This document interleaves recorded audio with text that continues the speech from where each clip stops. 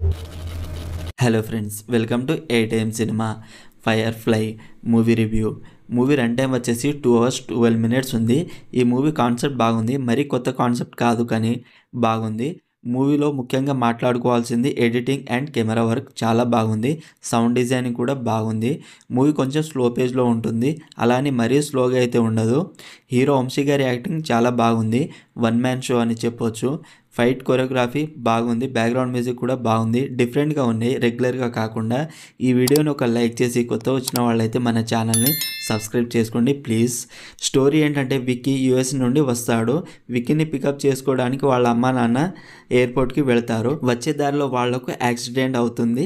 Vicky 3 months హాస్పిటల్లో కోమాలో ఉంటాడు. ఆ యాక్సిడెంట్లో తన అమ్మ నాన్న చనిపోతారు. కోమా నుండి బయటకు వచ్చిన విక్కీకి నిద్ర అనేది పట్టదు. నిద్ర సమస్య వల్ల విక్కీ ఏం చేశాడు అనేది బేసిక్ స్టోరీ లైన్.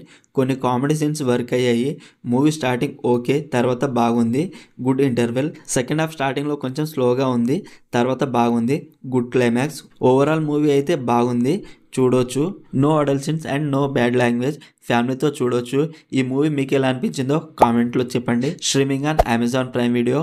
మరిన్ని మూవీ రివ్యూల కోసం మన ఛానల్ని సబ్స్క్రైబ్ చేసి బెల్ ఐకాన్ ఆన్లో పెట్టుకోండి. Thank you.